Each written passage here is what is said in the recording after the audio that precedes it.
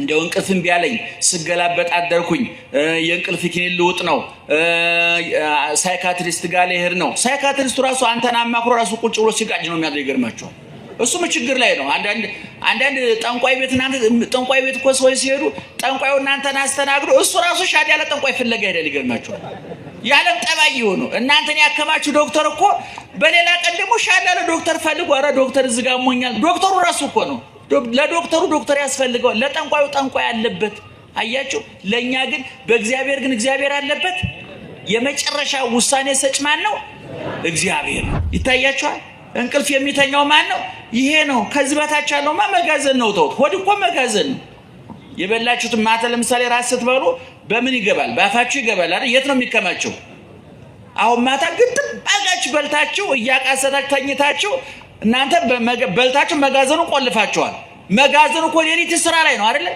ማታ 3 ሰዓት ተኝታችሁ 8 ሰዓት ስትነቁ ያ ሞልቶ የነበረ ቆድ ምን ሆኖ ታገኙታላችሁ ፋብሪካው ስራ ላይ ነበር እናንተ ተኝታችሁ ማታ ምሽት ነው እድሜ ሲመሽብን ንግዱ በንግድ ላይ ሲመሽብን በትዳራችን ሲመሽብን በኢኮኖሚ በፖለቲካው ሲመሽብን በየተሰማራንበት መንገድ የጨለመ ሲመስለን ድንግዝግዝ ሲውጠን መያዣ መጨበጫው ሲጠፋን መውጫ መግቢያው ሲጠፋን ዘመድ ጤና ገንዘብ ሲከዳን የያዝነው ያመለጠ የሰበሰብነው እየተበተነ ሲያስቸግረን እግዚአብሔር በር ያንኳኳል ነቃ ብሎ መክፈተኛ ስራ ነው እግዚአብሔር ይገባል አይገባም ይገባል እመን እንጂ አትፍራ ጤንነታችሁ አያስፈራችሁ ትዳራችሁ አያስፈራችሁ ንግዳችሁ አያስፈራችሁ አንዳንድ ጊዜ ሱቅ ገብታችሁ የንግዱ መቀዛቀዝ አይታችሁ የቃውን አለመሸጥ አይታችሁ ልጆችን ምን ላበላቸው ይሆን ምን ላለብሳቸው ይሆን ነገ ምን ይፈጠር ይሆን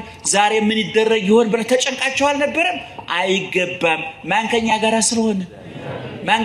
ስለሆነ እግዚአብሔር ኃጢያትን ማመን አንድ ጽድቅ ነው ይቅር ብሎኛል ብሎ ማመን ደግሞ ሌላ ሁለተኛ ጽድቅ ነው ታምም ያለው ብሎ ማመን ለህክምና ያበቃል ይቅር ብሎኛል ተፈውሻለሁ ብሎ ማመን ደግሞ ለምስጋና ያበቃል እንደው ባልሻውን አምሽቶ ሲመጣ የተንቀዠቀዠ ነው አንዱ ጋር እየገለፈጠ ነው እየገለበጠ እየጨለጠ ነው እንጂ ምን ነው እኮ ኧረ ጌታዬ ግማሽ አካሌ ጠብቀህ አምጣልኝ እንላለን በእኛ ምን በጥምቀት ቦታም ስትሄዱ ባጥማቂዎችም ስትሄዱ ኢየሱስ ክርስቶስ ካደረገው ተአምራት አንዷ ላይ ብቻ ነው የተንጠለጠል ነው የቷ ላይ ነው ሰይጣን እናስወጣለን ነው ይሄኛው ደግሞ በጣም ጥሩ ነገሩ ምንድነው የሚታይ ማረጋገጫ የለው ሊወጣም ላይወጣም ይችላል ሰይጣን ግን ሁናውጣ እንለዋለን እንግዲህ ሰይጣንም ምን ያህል አሞቱ እንደፈሰሰ ወኔ እንደከዳው የሚጠየኛ መጫወቻ ሆኗል እሱም ራሱ ይውጣ አይታወቅ ምነቱን ለምና ኢየሱስ ክርስቶስ ግን ያደረገው ተአምር ሁለንተናዊ እንጂ የተቆነጠረ ተአምር አይደለም መንፈስ ናውጣ ናግባ ይያል ምናልባት ከሌላው እየወጣኛ ላይ እየገባም እንደሆነ ማረጋገጫ የለም ብቻ ሆነ ነገር እየተከናወነ ነው ግን ልክ እንዳልሆነ ማረጋገጥ እንችላለን የኢየሱስ ክርስቶስ ተአምራት የሚዳሰስ የሚጨበጥ የሚታይ ነው የሐዋርያት ተአምር ዛሬ ብዙ ተአምር ተደረገ ሲባል እንሰማለን ብዙ በቤተ ክርስቲያንም ያሉ በሌሎችም ያሉ ተአምር ተደረገ ሲባል እንሰማለን ነገር ግን የሚደረጉት ተአምራት ኢየሱስ ክርስቶስም ሆነ ሐዋርያት ካደረጓቸው ተአምራት ወጣ ያሉ ናቸው የማይዳሰሱ የማይጨበጡ የማይታዩ የማይለውጡ የማይቀይሩ ችግርን የማይፈቱ በሽታን የማያስወግዱ ለችግር መፍትሄ ለበሽታ መድኃኒት ለስብራት ጥግናት ለጉድለት ሙላት የማይሆኑ ተአምራት እናያለን ሀገር የሚቀየረው ዓለም የሚቀየረው በህዝብ አይደለም አንዳንድ ጊዜ ፖለቲከኞች የሰው አንጀት ለመብላት የለውጣይን ህዝቡ ያውቃል ህዝቡ እንዲህ ብሎ ይባላል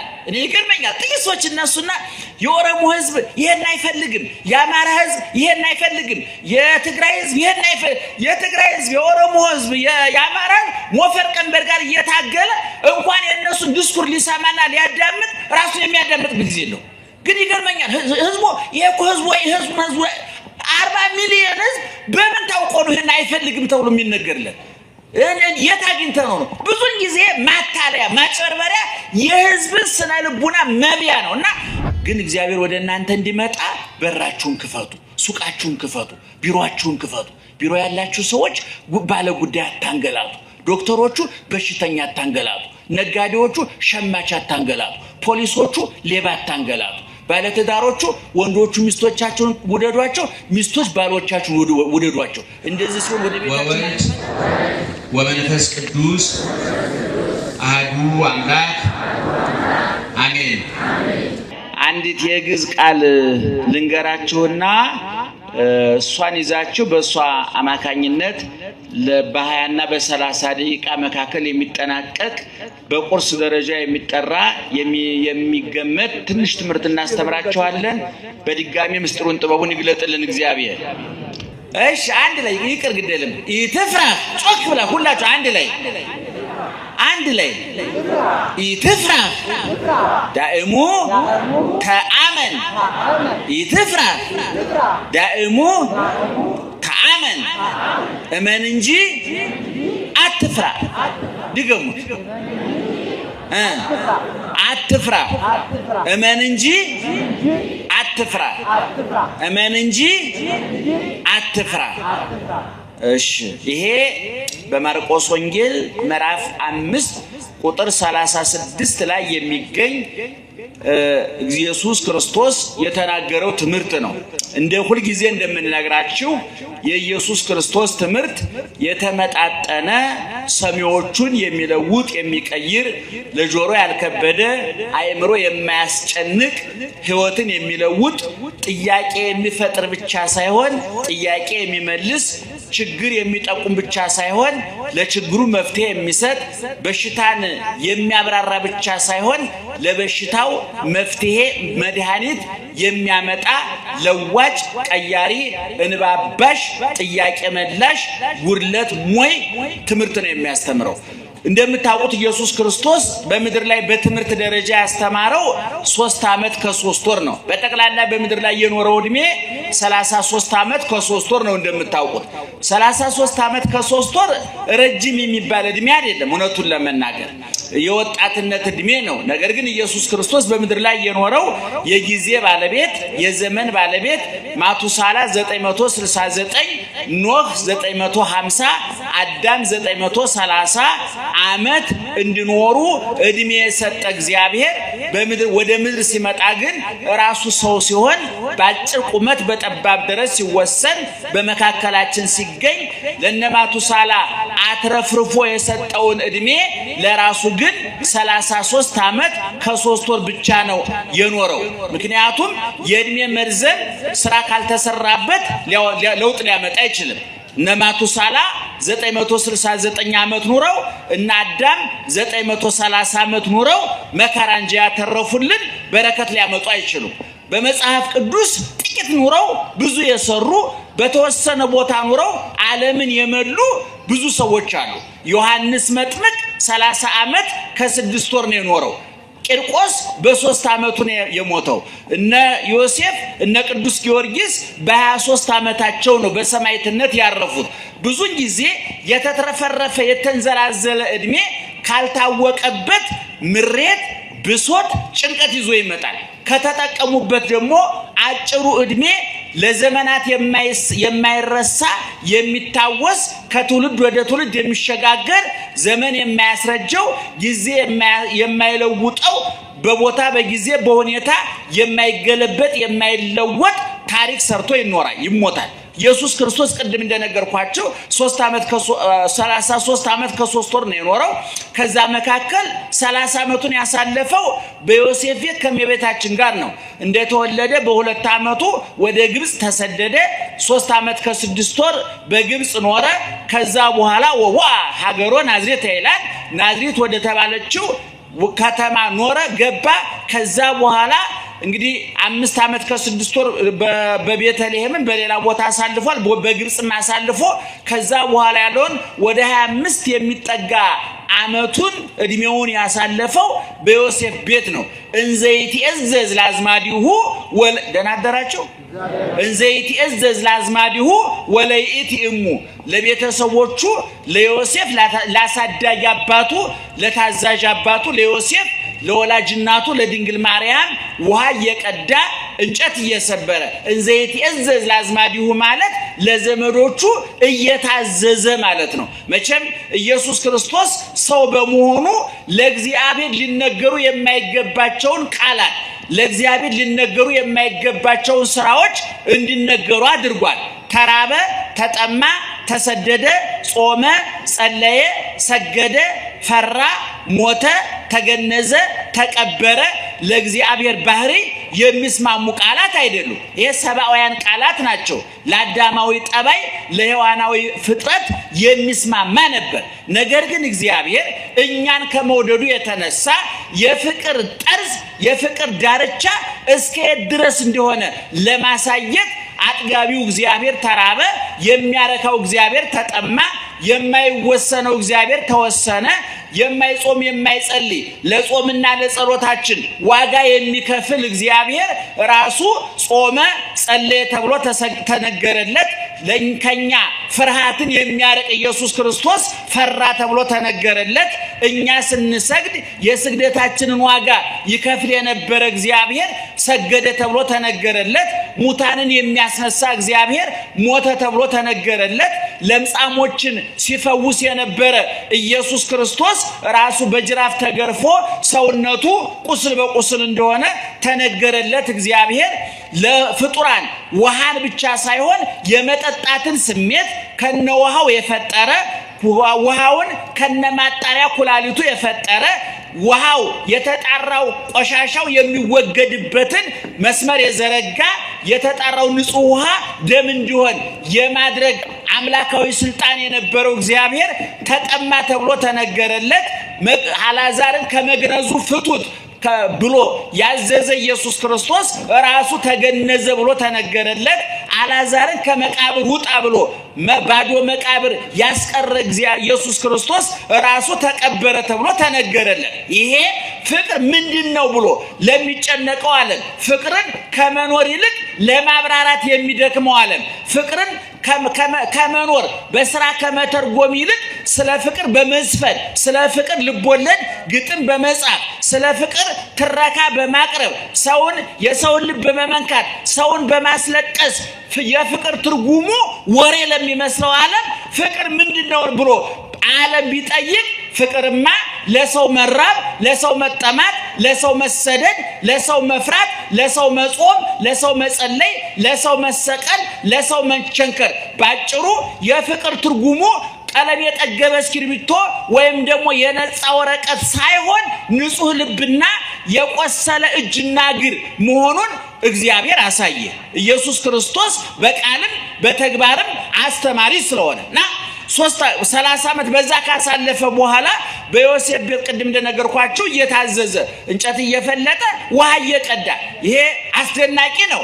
እግዚአብሔር ታዛዥ ሲሆን ታዛዥ ሆኖ ላኪ ሲሆን ተላላኪ ሆኖ ጌታ ሲሆን እንደሎሌ ሐዋርያው ቅዱስ ጳውሎስ አንደ ርዕሶ እንዘባእሉ እቱ ከመትብአሉ አንትሙ በንዴተ ዚአሁ በሱ ድህነት እናንተ ትበለጽጉ ዘንድ እናንተ ሀብታም ትሆኑ ዘንድ ኢየሱስ ክርስቶስ ድሃ ሆነ፣ ከፍ እንድንል ዝቅ አለ፣ እንድንነሳ ተቀበረ፣ እንድንጠግብ ተራበ፣ እንድንረካ ተጠማ፣ እንድንለብስ ተራቆተ፣ እንድንፈወስ ቆሰለ፣ ጣፋጭ የሕይወት ውሃ እንድንጠጣ መራራ ኮምጣጤ ጠጣ፣ ወደ ሕይወት እንድንመጣ ወደ ሞት ወረደ፣ ወደ ትንሣኤ ከፍ እንድንል ወደ መቃብር ወረደ፣ ከኃጢአት መግነዝ እንድንፈታ በራሱ ተገንዞ በመቃብር ተቀበረ። ስለዚህ እግዚአብሔር ተናጋሪም አድራጊም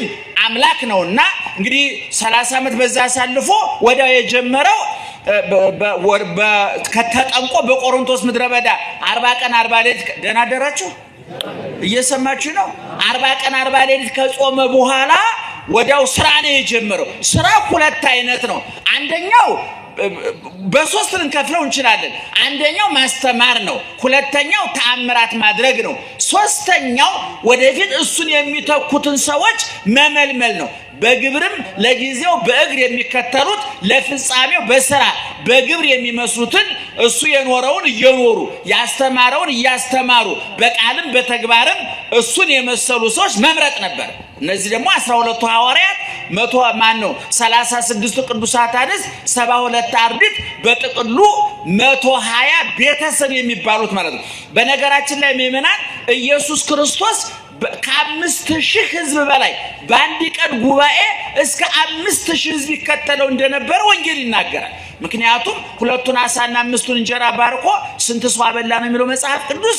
5000 ሰው አበላ ይላል። እንግዲህ 5000 ተቀላቢ ነበር፣ 5000 ረሃብተኛ ነበር፣ ሆዱ የጎደለበት ረሃብ ያሰቃየው 5000 ህዝብ ነበር። ከዚህ ከ5000 ህዝብ ውስጥ ምዕመናን ስንት ሰው እንደመረጠ ታውቃላችሁ? 120 ቤተሰብ ነው የመረጠው። ህዝቡ ቁጥሩ ብዙ ነው፣ 5000 ነው። ነገር ግን ከ5000 ህዝብ መካከል ለአገልግሎት የተመረጠው ስንት ነው አልኳችሁ? 120 ነው። እንግዲህ በጣም የቀረው ምራጩ ብዙ ነው ማለት ነው። የተመረጡ ጥቂቶች ናቸው ነው። ግን እነዚህ ሰዎች በቁጥር ትንሽ ግን በስራ ብዙ ናቸው። ዓለምን የለወጡ ናቸው። ዓለምን የቀየሩ ናቸው። በነገራችን ላይ ሀገር የሚቀየረው ዓለም የሚቀየረው በህዝብ አይደለም። አንዳንድ ጊዜ ፖለቲከኞች የሰው አንጀት ለመብላት የለውጥ አይን ህዝቡ ነው፣ ህዝቡ ያውቃል፣ ህዝቡ እንዲህ ብሎ ይባላል። እኔ ይገርመኛል። ጥቂት ሰዎች እነሱና የኦሮሞ ህዝብ ይሄን አይፈልግም፣ የአማራ ህዝብ ይሄን አይፈልግም፣ የትግራይ ህዝብ ይሄን አይፈልግም። የትግራይ ህዝብ፣ የኦሮሞ ህዝብ፣ የአማራ ሞፈር ቀንበር ጋር እየታገለ እንኳን የእነሱን ዲስኩር ሊሰማና ሊያዳምጥ ራሱን የሚያዳምጥ ጊዜ ነው። ግን ይገርመኛል። ህዝቡ ይሄ እኮ ህዝቡ 40 ሚሊዮን ህዝብ በምን ታውቆ ነው ይሄን አይፈልግም ተብሎ የሚነገርለት? የት አግኝተህ ነው? ብዙን ጊዜ ማታለያ ማጭበርበሪያ የህዝብን ስነ ልቡና መብያ ነው። እና አገር የሚለወጠው በህዝብ አይደለም። ያን እናንተ ለማታለል የምንናገረው አገር የምትለወጠው በጥቂት ልባም ሰዎች ነው፣ በጥቂት አስተዋይ ሰዎች ነው። ዓለም አንድ አውሮፕላን ተሳፍራችሁ የምታውቁ ሰዎች ካላችሁ አውሮፕላን ውስጥ 300 ከዛም በላይ ሰው ይሳፈራል። 300 ሰው ለተሳፈረበት አውሮፕላን ያ ሁሉ ሻንጣ ለተጫነበት አውሮፕላን ሰማዩን እየቀዘፈ ለሚንሳፈፈ አውሮፕላን ፓይለቱ ስንት ነው? አረ ንገሩኝ። ፓይለቱ ስንት ነው? አንድ ነው። ረዳት ፓይለት አለ፣ ግን ፓይለቱ ስንት ነው? አንድ ነው። 62 ሰው ለሚጭነው አውቶቡስ ሹፌሩ ስንት ነው? አንድ ነው። ሁሉ ጊዜ ለውጥ የሚያመጡ ሰዎች ጥቂት ናቸው። አሁን ዓለምን በሳይንስ በቴክኖሎጂ ብትሉት፣ በፍልስፍና በስነ ጽሁፍ ብትሉት፣ በኢኮኖሚ ብትሉት፣ በሁሉም ዘርፍ ዓለምን ቀየሩ የሚባሉ ሰዎች በ8 ቢሊዮን የዓለም ህዝብ መካከል 100 ሺህ እንኳን አይመሩም። ዛሬ ዓለምን የምትመራው አሜሪካ 300 ሚሊዮን አሜሪካዊ በልቶ ጠጥቶ ሰርቶ ከመግባት ውጭ የሚያውቀው ነገር የለም። ጥቂት ሰዎች ናቸው የሚሾፍሩት። ዛሬ ቻይና የዓለምን ፖለቲካ፣ የዓለምን ኢኮኖሚ፣ የዓለምን ወታደራዊ አሰላለፍ ቅርጽ እየቀየረችና ሌላ መልክ እያሳየችው የምዕራቡን አስተሳሰብ እየቀለበሰች ወደ ምስራቅ እያመጣች ያለችው በጥቂት ቻይናውያን። ይህ የምታዩት የሚተራመሰው ቻይና እኛ ሀገር እየመጣ ተሳፋሪ ነው። ሹፌሮቹ እዛው ቤጂንግ ነው ያሉት። ይገርማቸዋል። ስለዚህ ዓለምን የሚቀጥ ጥቂት ሰዎች ናቸው። እና ክርስቶስ ከ5000 ህዝብ ስንት ሰው መረጠ አልኳችሁ? ጮክ ብላችሁ ስንት ሰው ቀየረ? 100። የኢትዮጵያ ህዝብ ስንት ነው?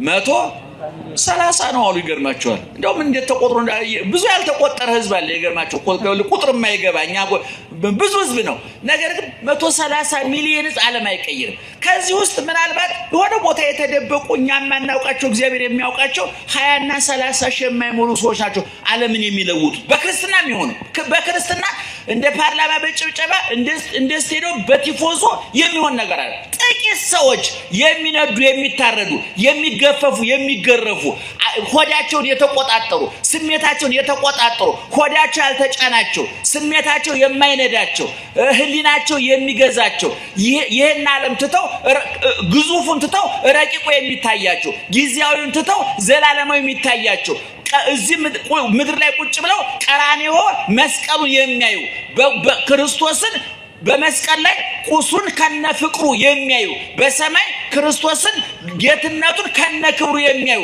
በቀራንዮ መስቀሉን ሲያዩ መከራው፣ በሰማይ ዙፋኑን ሲያዩ ክብሩ የሚታያቸው፣ የቀራንዮን መከራና የመንግስተ ሰማያትን ተስፋ አጋብተው ጽድቅን የወለዱ ቅድስናን የወለዱ ልባም ሰዎች አሉ። ጥቂት ሰዎች አሉ። እነዚህ ልብላ፣ ልጠጣ፣ ልልበስ፣ ላመንዝር፣ ልስገብገብ፣ ይድላኝ፣ ይመቸኝ የሚለውን ስጋዊ ፍላጎታቸውን በክርስቶስ መስቀል ምላጭነት ገርዘው የጣሉ የክርስቶስ ቁስል የሚጠዘጥዛቸው የጠጣው ሐሞትና ኮምጣጤ የሚያንገሸግሻቸው እጆቹና እግሮቹ ላይ ያሉ ችንካሮች እነሱ አካል ላይ እንደገቡ እያንገበገቡ እየጠዘጠዙ እረፍት የነሷቸው ምግቡና መጠጡን የተጸየፉ ተድላ ደስታውን የተጸየፉ ውበት ሽልማቱን ግምጃውን አውራጃውን አራግፈው የጣሉ ጥቂት ሰዎች አሉ። እነዛን የመረጠው ጌታ እነዚህ ሰዎች ቅድም እንደተናገርኩት እና አንደኛው ሰው መምረጥ ነው ብያቸዋለሁ። ሌላው ተአምራት ማድረግ ነው እና ቅድም እመን እንጂ አትፍራ ብለን የጠቀስነውን ጥቅስ 3 ዓመት ከ3 ወር በሚያስተምርበት ጊዜ የተናገረው ነው። እንግዲህ 3 ዓመት ከ3 ወር ደህና አደራችሁ? እየሰማችሁ ነው? በደንብ ስሙኝ። 3 ዓመት ከ3 ወር ጌታ 3 ነገር አድርጓል። አንደኛ ጥልቅ ትምህርት አስተምሯል። ሁለተኛ ድንቅ ተአምር አድርጓል። ሶስተኛ በጎ ስራ ሰርቷል። ኢየሱስ ክርስቶስ በ3 ማህበራዊያን ጉዳዮች ላይ ተገኝቷል። 3 ማህበራዊ ጉዳይ በሚከናወንባቸው ቦታዎች ላይ ተገኝቷል። ዛሬኛም የምንገኝባቸው አንደኛ ሰርግ ቤት ተገኝቷል። ሁለተኛ ለቅሶ ቤት ተገኝቷል። ሶስተኛ በሽተኛ ለመጠየቅ በሽተኞች ባሉበት ቦታ ተገኝቷል። ኢየሱስ ክርስቶስ ቅድም እንደነገርኳችሁ የማያደርገውን አይናገርም፣ የተናገረውን አያስቀርም። በጸጸት እንደው ሞቅ ብሎን እኛ አንዳንድ ጊዜ የማናደርገውን እየተናገርን ለሰዎች ተስፋ እየሰጠ ሰዎችን እናሸማቅቃለን፣ እናሳዝናቸዋለን። ኢየሱስ ክርስቶስ ይናገራል፣ ያደርጋል እና ከትምህርቱ መካከል ቅድም እንዳልኳችሁ ትምህርቱና ተአምራቱ የተያዘ ነው። የኢየሱስ ክርስቶስ ተአምራት የሚዳሰስ የሚጨበጥ የሚታይ ነው። የሐዋርያት ተአምር ዛሬ ብዙ ተአምር ተደረገ ሲባል እንሰማለን። ብዙ በቤተ ክርስቲያንም ያሉ በሌሎችም ያሉ ተአምር ተደረገ ሲባል እንሰማለን። ነገር ግን የሚደረጉት ተአምራት ኢየሱስ ክርስቶስም ሆነ ሐዋርያት ካደረጓቸው ተአምራት ወጣ ያሉ ናቸው።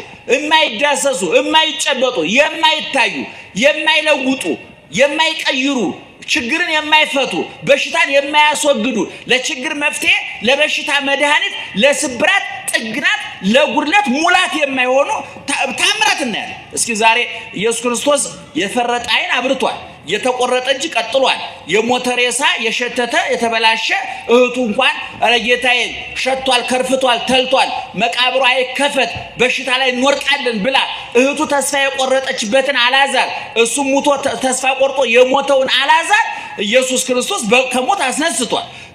በደረቅ ግንባር ዓይን ፈጥሯል። 38 ዓመት አልጋ ላይ ተጣቆ የነበረውን ሰውዬ ካልጋ ላይ ገላግሎታል። ደም ሲፈሳት የነበረችውን ሴትዮ ደሟን አድርቋል። ወገቧ ጎብጦ ታስራ የነበረችውን ሴትዮ 18 ዓመት ሙሉ ከምትሰቃይበት በሽታ ፈቷታል። በጣም ብዙ ተአምራት አድርጓል። ዛሬ በእኛ በጥምቀት ቦታም ስትሄዱ በአጥማቂዎችም ስትሄዱ ኢየሱስ ክርስቶስ ካደረገው ተአምራት አንዷ ላይ ብቻ ነው የተንጠለጠል ነው። የቷ ላይ ነው? ሰይጣን እናስወጣለን ነው። ይሄኛው ደግሞ በጣም ጥሩ ነገሩ ምንድነው? የሚታይ ማረጋገጫ የለውም። ሊወጣም ላይወጣም ይችላል። ሰይጣኑ ግን ሁናውጣ እንለዋለን። እንግዲህ ሰይጣንም ምን ያህል ሐሞቱ እንደፈሰሰ ወኔ እንደከዳው የኛ መጫወቻ ሆኗል። እሱም ራሱ ይውጣ አይታወቅም። እውነቱን ለመናገር ኢየሱስ ክርስቶስ ያደረገው ተአምር ሁለንተናዊ እንጂ የተቆነጠረ ተአምር አይደለም። መንፈስ ውጣ ናውጣ ናግባ እያል ምናልባት ከሌላው እየወጣኛ ላይ እየገባም እንደሆነ ማረጋገጫ የለም። ብቻ የሆነ ነገር እየተከናወነ ነው፣ ግን ልክ እንዳልሆነ ማረጋገጥ እንችላለን። እና ኢየሱስ ክርስቶስ በሚያስተምርበት ዘመን አንድ ሰው መጣና ሰውየው ልጁ ሙታበታለች። ሰውየው የሚገርማቸው ነገር አረማዊ ነው፣ እስራኤላዊ አይደለም፣ ሃይማኖት ያለው አይደለም። ነገር ግን ሃይማኖት ባይኖረው በተሾመበት ከተማ በጣም ተወዳጅ ነበር፣ ህዝቡ ይወደው ነበር። ምክንያቱም እሱ አረማዊ ነው፣ መምለኪያ ጣዖት ነው፣ እግዚአብሔርን አያውቅም። ነገር ግን እስራኤላውያን እግዚአብሔርን የሚያመልኩ ስለነበረ እኔ ባላመልክበትም ምን አገባኝ ሳይል ማምለኪያ ቦታ ምኩራብ ይሰራላቸው ነበር። እንግዲህ ባጭሩ ሙስሊም ሆኖ ቤተክርስቲያን የሚያሰራ ማለት ነው፣ ወይ ክርስቲያኖ መስጊድ የሚያሰራ ባለስልጣን ማለት ነው።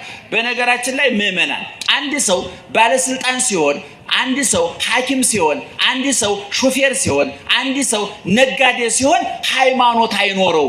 ምን ለማለት ነው የፈለኩት? አንተ ሱቅ ከፍተህ ሱቅህ ላይ ዕቃህን መሸጥህን እንጂ የሚሸጥህልን ሰው ሃይማኖቱን ጠባዩን ፖለቲካ አመለካከቱን ኢኮኖሚ አቅሙን ማጣራት አለብህ ንገሩኝ እስኪ አለባችሁ ለምሳሌ እኔ አንተ ሱቅ ከፍት ገብረ ማርያም ነህ መሐመድ መጥቶ ቢገዛ ግንባሩ ላይ መሐመድ የሚል ጽሑፍ አለ ከድጃ የሚል ጽሑፍ አለ እንደገና መሐመድ ሱቅ ቢከፍት ወልደ ማርያም ገብረ ማርያም ሂዶ ቢገዛ ይታወቃል አይታወቅም እኔ አሁን የምናያቸው በጣም የተበላሹ ከዜግነት ከእምነት ከሰብና ጋር አብረው የማይሄዱ አሰራሮችን እንመለከት ይሄ በጊዜ መታረም አለበት ሙስሊሙ ሱቅ ሲከፍት ለሙስሊሙ መርጦ የሚሸጥበት ክርስቲያኑ ሱቅ ሲከፍት ለክርስቲያኑ መርጦ የሚሸጥበት እኔ ከዜግነትን ከእምነትን ከሰብናም ጋር የተጣላ ሰይጣናዊ ሐሳብ ዲያብሎሳዊ እቅድ መርዝ በህብረተሰባችን እየተዘራ ነው ብዬ አምናለሁ እናንተም ታውቁታላችሁ አሁን ይሄ መቶ አለቃው ክርስቶስ ልጁን ከሞት ያስነሳለት ሰውዬ በጣም ደግ ሰው ነው እምነቱ ግን አረማዊ ነው እስራኤላዊ አይደለም ይገርማል እነዚህ ሰዎች ግን ህዝቡ ልጁ ሞተችበት ሰውዬው ልጁ ስትሞትበት ሄደው ለጌታ እባክህ ጌታ ሆይ ልጁን አስነሳለት ብዙ ስራ ሰርቶልናል ማምለኪያ ቦታ ሰርቶልናል ፍርድ አያጓድልም ደሃ አይበድልም እባክህ ድረስለት ነው ለመኑለት ለማን የለመኑለት ንገሩኝ አሁን እናንተ እውነቱን ለመናገር እንደው ቀበሌያችሁ ያለ የቀበሌው ሊቀመንበር ችግር ቢደርስበት እባክህ ጌታ ሆይ እንደው ችግሩን ፍታ ደብ ታመለክቱለታላችሁ አታመለክቱ አይደለም ለቀበሌው ሊቀመንበር ሚስት ለባሏ የምታመለክበት ጊዜ የለም አይደለም እንደው ባልሻውን አምሽቶ ሲመጣ የተንቀዠቀዠ ነው አንዷ ጋር እየገለፈጠ ነው እየገለበጠ እየጨለጠ ነው እንጂ ምን ነው እኮ ኧረ ጌታዬ ግማሽ አካሌ ጠብቀህ አምጣልኝ እንላለን አንል የተበላሸ አስተሳሰብ እና ነሶች ነው ለጌታ አመለከቱ ሰውየውም በሌላ በኩል ደግሞ እሱም እነሱን ተከትሎ ሄዶ ጉዳዩን እንትን አለ መሃል ላይ ግን ሰዎቹ ምን አሉ ኢታጻመው ለሊቅ እንግዲህ ሰው ሴት ልጅቱ ሙታለች እሱ ባይደክም የሚል ደግሞ ሌላ አዳካቢ ሰው መጣ ከበኋላ ጌታ ምን አለ ኢትፍራ ዳይሙት አመን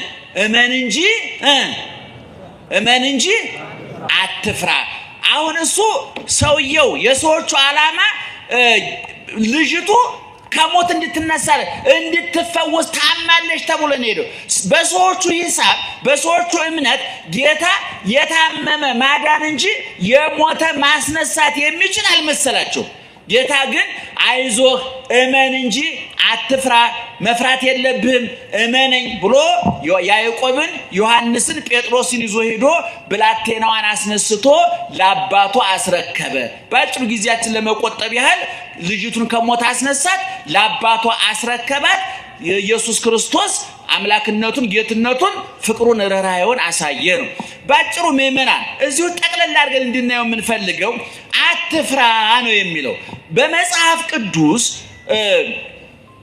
ጌታም ሆነ መላእክት ወደ ሰው ሲላኩ የመጀመሪያ ስራቸው ሰውየውን ከፍርሃት መገላገል ነው የዛ አይነት ምንባቦች ብዙ ቦታ እናገኛለን ለምሳሌ መጀመሪያ የሰው ልጅ በገነት በሚኖርበት ጊዜ መቼ ነው መፍራት የጀመረው ሲባል ህጉን ካፈረሰ ትእዛዙን ከጣሰ ታማኝነቱን ካጎደለ አልጠግባይነቱ ስግብግብነቱ ያለኝ ይበቃኛል ባለማለቱ የፈጠረበትን ጫናና ጭንቀት መቋቋም ባለመቻሉ የፈራው ፍርሃት ፈርቶ አዳም የበለሱን ፍሬ ከበላ በኋላ ቁጥቋጦ ውስጥ ተወተፈ ነው የሚለው እግዚአብሔር ግን መጥቶ አዳም የት ነው ያለኸው አለው ምንድነው ያለው ታዲያ አዳም ሲመልስ ጌታዬ ፈርቼ በገነት እንጨቶች መካከል ተወትፍ ያለው አለው እና የፈራው ለምንድን አዳም የፈራው ትእዛዝ አፍርሶ ነው አዳም የፈራው ህግ ጥሶ ነው አዳም የፈራው አታድርግ የተባለውን በማድረጉ ነው ከዛን ጊዜ ጀምሮ እንግዲህ ሰው ልጅ ፈሪ ሆኗል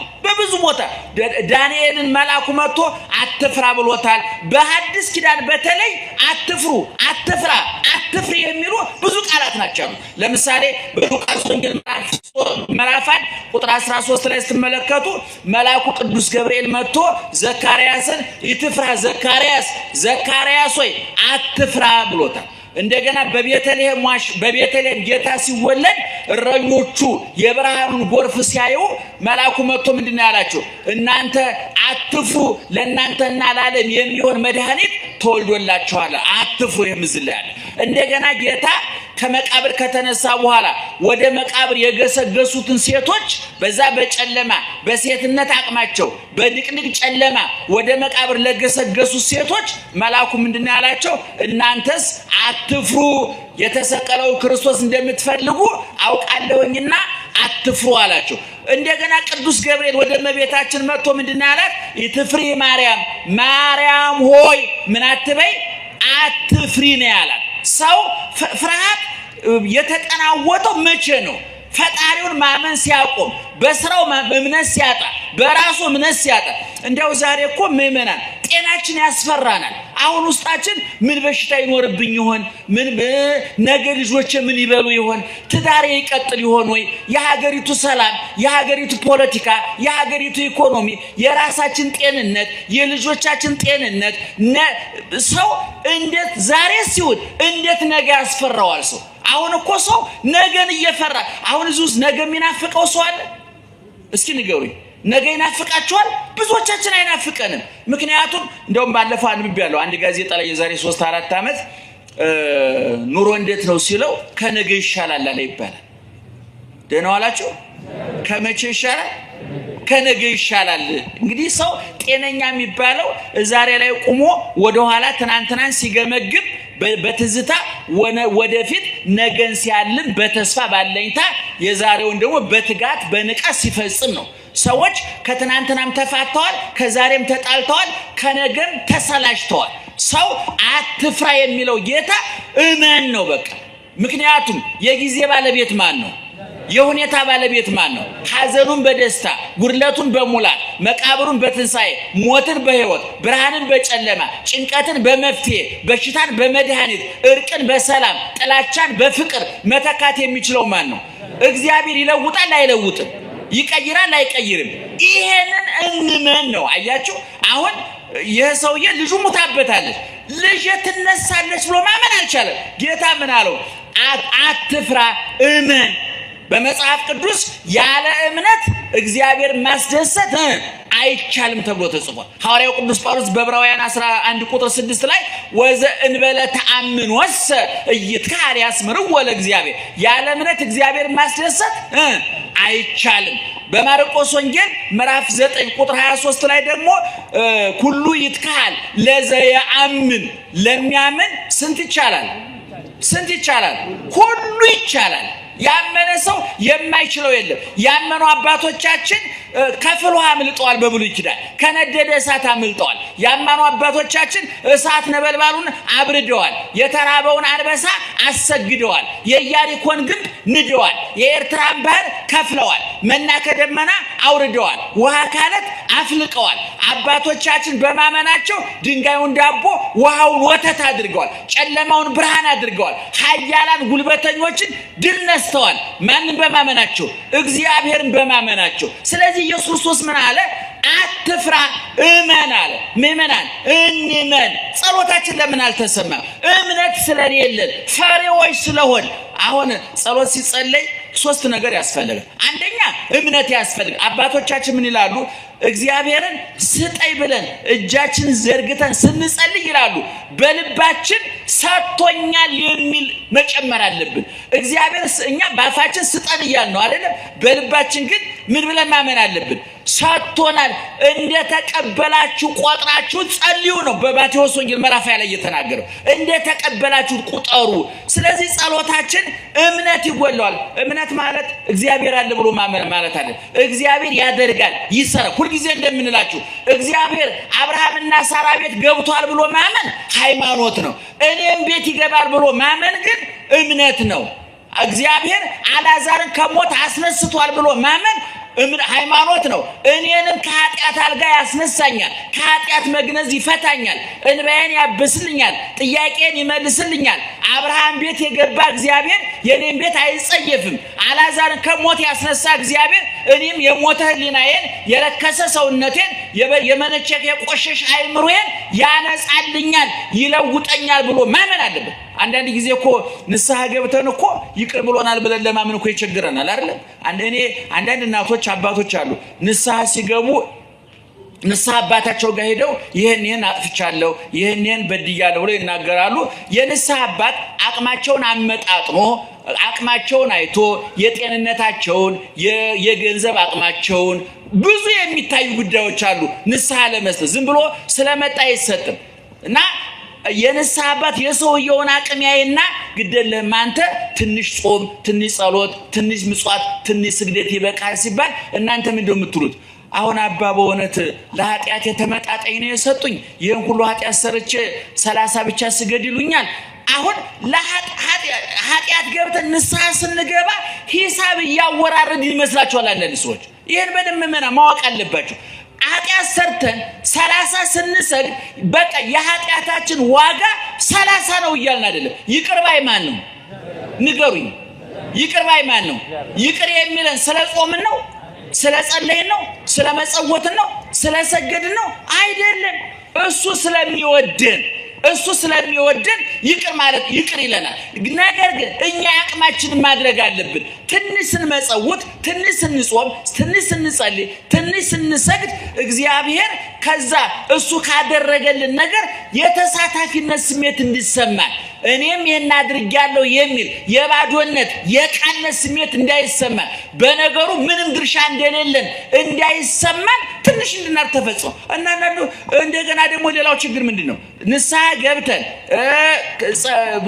ካህኑ ቀኖና ሰጥቶን ጾመን ጸልየን ሰግደን መጾተን ወደ ካህኑ መተን እግዚአብሔር ይፍታ ካለ በኋላ ኃጢአታችን ተደምስሷል አልተደመሰሰም?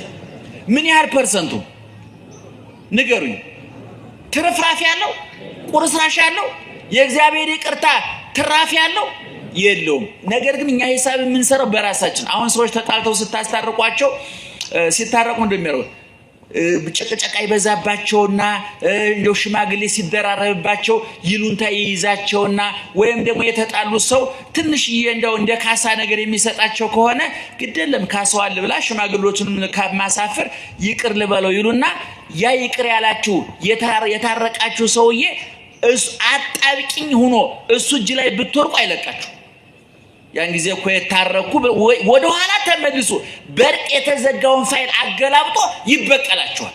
እግዚአብሔር እንደዛ አይደለም። እግዚአብሔር እናንተ መበቀል ከፈለገ ቸግሮት ነው። ምን ችግር አለበት? እግዚአብሔር የምትጠጣውን ውሃ ቦምብ አድርጎ ያፈነዳውም እንደ እግዚአብሔር የምትበላው እንጀራ ቦምቡን አይፈነዳም እንዴ?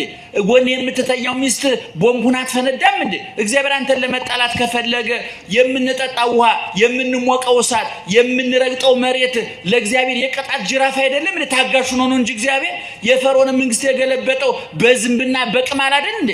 በትላትል አይደል እንዴ? መሳሪያ sonጭፏል እንዴ? ቦምባ ፈድቷል፣ ሚሳኤል ተኩሷል እንዴ? እግዚአብሔር ስጣላ ብትራይ ቆርጥን ያደርጋል እንጂ ነገር እንዳይጥም ይላሉ አባቱ። ስለዚህ ይቅርታ ንስሐ ገብታችሁ ስትመለሱ አትፍሩ። ይቅር ብሎኛል ብላችሁ አዲስ ህይወት ውስጥ ግቡ። ወደ ኋላ ተመልሳችሁ የተፋችሁትን አትላሱ። የተራገፈውን ፋይል የተራገፈውን ቆሻሻ መልሳችሁ አትውሰዱ። የተዘጋውን ፋይል መልሳችሁ አታገላብጡ። ይቅር ብያችኋለሁ፣ ከዛሬ ጀምሮ ረክሳችሁ ነበር ተቀድሳችኋል፣ ተቆናችሁ ነበር ጸድቃችኋል፣ ቆሽሻችሁ ነበር ታጥባችኋል፣ ንጹሃን ቅዱሳን ናችሁ ሲል እግዚአብሔር እሺ ጌታዬ ብሎ ማመስገን እንጂ እንዴ አሁን በእውነት እንደኔ አንዱ ሁሉ ኃጢአት ሰርቼ ይቅር ብሎኝ ይሆን አይመስለኝም የሚል ሰው የለም አይባልም። በጣም ጸያፍ ነው። በነገራችን ላይ ኃጢአትን ማመን አንድ ጽድቅ ነው። ይቅር ብሎኛል ብሎ ማመን ደግሞ ሌላ ሁለተኛ ጽድቅ ነው። ታምሜያለሁ ብሎ ማመን ለሕክምና ያበቃል። ይቅር ብሎኛል ተፈውሻለሁ ብሎ ማመን ደግሞ ለምስጋና ያበቃል። ስለዚህ ሰዎች የሚፈሩት አንደኛ እግዚአብሔር ይቅር አላለኝም ብለው በመጠራጠር፣ ሁለተኛ የእግዚአብሔርን ጥበቃ በመጠራጠር። የሚጠብቀ አንቀላፋም ነው የተባለው አይደል? ምእመናን የሚጠብቀን እኮ አንቀላፋም፣ 24 ሰዓት ከኛ ጋር ነው። ሌላ ጉዳይ እግዚአብሔር እኮ ምእመናን ተጨማሪ ስራ የለውም፣ ድርብ ስራ የለውም። እኛ አሁን እዚህ መጥቼ ያስተማርኩት እኔ በትርፍ ጊዜ ነው። ሌላ ብዙ ስራ ነው የተወጣጠረ ስራ ያለብኝ። እግዚአብሔር ግን በትርፍ ሰዓት አይደለም እናንተ ቤት የሚመጣው፣ በአጋጣሚ አይደለም እናንተ ጋር የሚመጣው። እስኪ እግር መንገዴን እንንትና ልባርካቸው እንንትና ልጠብቃቸው ብሎ አይደለም የዘወትር ስራው እናንተን መጠበቅ ነው። የዘወትር ስራው እናንተን ማጽናናት ነው። የዘወትር ስራው የእናንተን ሱቅ፣ የእናንተን ትዳር፣ የእናንተን ህይወት፣ የእናንተን እንቅስቃሴ መጠበቅ ነው። መዓልተ ምስሌነ ወሌሊተ ማእከሌነ። ዘወትር በምንጸልየው ጸሎት እኮ እግዚአብሔር ምን እንለዋለን? ሌሊት ከኛ ጋር ነህ፣ ቀንን በመካከላችን ነህ እንለዋለን። እንዴ ዛሬ ሰው ሚስት ከባሏ ጋር ባል ከሚስቱ ጋር 24 ሰዓት አብረው አይሆኑም አይደለም? በስራ ይለያያሉ። እግዚአብሔር ግን ክብር ምስጋና ይግባው 24 ሰዓት ከማን ጋር ነው? ሌሊት በጨለማ ከማን ጋር ነው? ቀን በብርሃን ከማን ጋር ነው? በትርፍ ጊዜ ከማን ጋር ነው? በኪሳራ ጊዜ ከማን ጋር ነው? ታመን በምንሰቃይ ጊዜ ከማን ጋር ነው? በጤንነታችን ጊዜ ከማን ጋር ነው? በክረምት በበጋ፣ በቀን በሌሊት፣ በሐዘን በደስታ፣ በትርፍ በኪሳራ፣ በጤንነት በበሽታ፣ በማጣት በማግኘት፣ በመከዳት በመታመን መካከል እግዚአብሔር ከማን ጋር ነው? ከኛ ጋር ነው። ይክበር ይመስገን እግዚአብሔር። ስለዚህ ማፈር ጮክ ድገሙ። ስለዚህ አትፍሩ፣ አንፍራ። ማን ከኛ ጋር ስለሆነ? አቤት ማን ከኛ ጋር ስለሆነ? እግዚአብሔር ከኛ ጋር ስለሆነ መከራው ስለሚያልፍ፣ ችግሩ ስለሚያልፍ፣ እንደገና ችግሩም ካላለፈ ዓለም ራሱ ያልፋል። ይክበር ይመስገን እግዚአብሔር። መንግስት ትምጣ። የማን መንግስት? የእግዚአብሔር መንግስት። ከዚህ ዓለም ነፃ የምንወጣበት፣ ጨለማው የሚገፈፍበት፣ ሞት የሚሻርበት፣ መቃብር ባዶውን የሚቀርበት፣ ችግራችን የሚፈታበት፣ ቀንበራችን የሚሰበርበት፣ ሰንሰለታችን የሚቆረጥበት ዘመን ይመጣል። ማን ከኛ ጋር ስለሆነ? እግዚአብሔር ከኛ ጋር ስለሆነ። ስለዚህ ኢየሱስ ክርስቶስ ምን አለ? እመን እንጂ አትፍራ። ጤንነታችሁ አያስፈራችሁ፣ ትዳራችሁ አያስፈራችሁ፣ ንግዳችሁ አያስፈራችሁ። አንዳንድ ጊዜ ሱቅ ገብታችሁ የንግዱን መቀዛቀዝ አይታችሁ፣ የእቃውን አለመሸጥ አይታችሁ ልጆችን ምን ላበላቸው ይሆን፣ ምን ላለብሳቸው ይሆን፣ ነገ ምን ሊፈጠር ይሆን፣ ዛሬ ምን ይደረግ ይሆን ብለ ተጨንቃችሁ አልነበረም? አይገባም። ማን ከኛ ጋር ስለሆነ? ማን ከኛ ጋር ስለሆነ? እግዚአብሔር በነደደ እሳት ውስጥ ሆነው አባቶቻችን አልፈሩም። ለአንበሳ ተጥለው አልፈሩም። በድቅድቅ መከራ ውስጥ ነው አልፈሩም። ማን ከነሱ ጋር ስለነበረ? እግዚአብሔር ከነሱ ጋር ስለነበረ ኢየሱስ ክርስቶስ አመን እንጂ አትፍራ ነው። ወደ ቤቱ ገሰገሰ። ያ ቤት እኮ ንፍሮ ሊበላበት፣ ድንኳን ሊተከልበት፣ እንባ ሊፈስበት፣ ጩኸት ሊሰማበት፣ እግዚአብሔር ያጽናችሁ ከዳግም መከራ ይሰውራችሁ ሊባሉ ነበር ወላጆች። እናትና አባት ልብ አድርጉ። እናት አባት ሙቶ ማልቀስ ወግ ነው። ልጅ ሙቶ ማልቀስ ግን መከራ ነው አይደለም? አባትና እናት እግዚአብሔር ያጽናችሁ ሊባሉ፣ ንፍሮ ሊበላበት ቤቱ፣ ድንኳን ሊተከልበት ቤቱ፣ እንባ ሊፈስበት ቤቱ፣ ሐዘንተኛ ሊንጋጋበት ሊጎደጎድበት ነበር ቤቱ። ኢየሱስ ክርስቶስ መጣና የሞተችውን አስነስቶ ንፍሮውን በምስጋና ድንኳኑን በእልልታ ሞላው። እግዚአብሔር ቀየረው። እግዚአብሔር ለወጠው። እግዚአብሔር አትፍሩ ማለት ይሄ ነው። አሁን ለቅሶው ወደ ሳቅ፣ ሐዘኑ ወደ ደስታ፣ ሞቱ ወደ ሕይወት፣ መቃብሩ ወደ መዝናኛ ቦታ ተለወጠ። ማን ስለመጣ? እግዚአብሔር ስለመጣ። ወዳጄ ወደ ቤት ይመጣል እግዚአብሔር፣ ወደ ትዳርሽ ይመጣል እግዚአብሔር፣ ወደ ንግድ ይመጣል እግዚአብሔር፣ ወደ ቢሮ ይመጣል እግዚአብሔር። ነገር ግን ወደ ቤት ወደ ንግድ እንዲመጣ ንግድ ቦታ የምትሰራው ምንድነው? ወደ ቢሮ እንዲመጣ ቢሮ የምትሰራው ምንድነው? ወደ ትዳርሽ እንዲመጣ ትዳር ውስጥ የምትሰራው ምንድነው? እግዚአብሔር ድንኳን ሰባሪ አይደለም፣ ሰብሮ አይገባም። ከተጠራ ግን አይቀርም። ሁልጊዜ የምጠቅሰው ጥቅስ አለ። እግዚአብሔር ከበር ቁሜ አንኳኳለሁ ሰብሬ እገባለሁ ይላል አለ። ምን አለ? ማንም ድምጼን ሰምቶ የሚከፍትልኝ ቢኖር እገባለሁ። ኧረ እገባለሁ ብቻ አይደለም፣ ከሱ ጋር ምን አደርጋለሁ? ምሳ ቁርስ ምን እበላለሁ? እራት የሚበላው መቼ ነው? ማታ ምሽት ነው።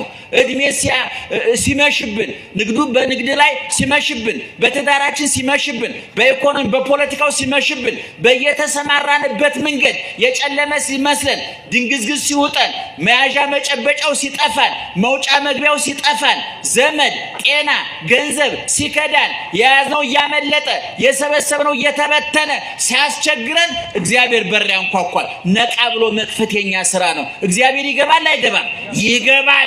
ይገባል። ገብቶ ከኛ ጋር ምን ያደርጋል? እራት ይበላል። እራቱ ምን አይነት ነው? ቆሎም፣ ቂጣም፣ ክትፎም፣ ቁርጥም ሊሆን ይችላል። እግዚአብሔር ካንተ ጋር እራት በላለው ማለት ምን እንደው ታውቃላችሁ? እራትህን እባርክልሃለሁ፣ እንቅልፍህን እባርክልሃለሁ፣ ለጥ ብለህ እንድተኛ አደርግሃለሁ። ምክንያቱም ምእመናን ለስላሳ አንሶላ ለእንቅልፍ ዋስትና ነው? ንገሩኝ እስቲ። ምቹ ፍራሽ ለእንቅልፍ ዋስትና ነው? ውድ አልጋ ለእንቅልፍ ማረጋገጫ ነው? ሙቅ ብርድ ልብስ ለእንቅልፍ ማረጋገጫ ነው? የተዋበ ያጌጠ የተንቆጠቆጠ ምኝታ ቤት ውብ መጋረጃ ያለው ሽቶ የተረጨበት ወለሉ የሚያምር ምኝታ ቤት ለእንቅልፍ ማረጋገጫ ነው? አይደለም። እንቅልፍ የሚተኛው ብርድ ልብስ አንሶላ አይደለም፣ ይሄ ነው የሚተኛው። ይታያችኋል? እንቅልፍ የሚተኛው ማን ነው? ይሄ ነው። ከዚህ በታች ያለውማ መጋዘን ነው። ተውት። ሆድ እኮ መጋዘን ነው። የበላችሁት ማታ ለምሳሌ ራስ ስትበሉ በምን ይገባል? በአፋችሁ ይገባል አይደል? የት ነው የሚከማቸው? አሁን ማታ ግጥም አጋችሁ በልታችሁ እያቃሰታችሁ ተኝታችሁ እናንተ በልታችሁ መጋዘኑን ቆልፋችኋል። መጋዘኑ እኮ ሌሊት ስራ ላይ ነው አይደል? ማታ 3 ሰዓት ተኝታችሁ 8 ሰዓት ስትነቁ ያ ሞልቶ የነበረ ቆድ ምን ሆኖ ታገኙታላችሁ? ፋብሪካው ስራ ላይ ነበር እናንተ ተኝታችሁ። ወፍጮ ቤቱ ተከፍቶ ጨጓራ እየፈጨ ነበር። ደም ህዋሳት ስራ ላይ ነበር። እንዴት አይነት ድንቅ አምላክ መሰላችሁ የምናመልከው! እኛ ተኝተን የኛን ስራ የሚሰራ አይገርማችሁም? እኛ ተኝተን እኛ እኮ በልተናል አይደል? ቁርጡን በልታችሁ ክትፎውን ጥብሱን ሁሉ አከማሽታችሁ አግበስብሳችሁ አስገብታችሁ እየጨነቃችሁ ትንሽ እንቅልፍ እንዲወስዳችሁ ብቻ እኮ ነው የሚያስፈልገው። እንቅልፍ ሲወስዳችሁ እግዚአብሔር ስራ ላይ ነው አይደለም? አቤት እስራ ላይ ነው። ያን ይፈጨዋል፣ ያስተካክለዋል። ስለዚህ አንፍራ፣ አንጨነቅ። ማን ከኛ ጋር ስለሆነ ርዕሱን አንድ ጊዜ በሉትና እንጨርስ። ርዕሱን የትምህርቱ ርዕስ ምን ነበር? ድገሙት። የማርቆስ ወንጌል ምዕራፍ 5 ቁጥር 36 ላይ ነው ያለው። ሙሉ ሐሳቡ ከቁጥር 21 ጀምሮ ነው ያለው። እቤታችሁ ገብታችሁ አንብቡ። ሁሉ ጊዜ እናገራለሁ። ማታ እንደው እንቅልፍም ቢያለኝ ስገላበጥ አደርኩኝ። የእንቅልፍ ኪኒን ልውጥ ነው፣ ሳይካትሪስት ጋር ልሄድ ነው። ሳይካትሪስቱ ራሱ አንተን አማክሮ ራሱ ቁጭ ብሎ ሲጋጭ ነው የሚያደርገው። ይገርማችኋል። እሱም ችግር ላይ ነው። አንዳንድ ጠንቋይ ቤት እኮ ሰዎች ሲሄዱ ጠንቋዩ እናንተን አስተናግዶ እሱ ራሱ ሻድ ያለ ጠንቋይ ፍለጋ ሄዳል። ይገርማችኋል። ያለም ጠባይ ይሆኑ እናንተን ያከማችሁ ዶክተር እኮ በሌላ ቀን ደግሞ ሻድ ያለ ዶክተር ፈልጎ ኧረ ዶክተር እዚህ ጋር ሞኛል። ዶክተሩ ራሱ እኮ ነው። ለዶክተሩ ዶክተር ያስፈልገዋል፣ ለጠንቋዩ ጠንቋይ አለበት። አያችሁ። ለኛ ግን በእግዚአብሔር ግን እግዚአብሔር አለበት። የመጨረሻ ውሳኔ ሰጭ ማን ነው? እግዚአብሔር ነው። ስለዚህ መፍራት መጨነቅ አይገባም። ህይወትን የሚመራ ማን ነው? እግዚአብሔር ነው። ተረጋግታችሁ ኑሩ። ግን እግዚአብሔር ወደ እናንተ እንዲመጣ በራችሁን ክፈቱ።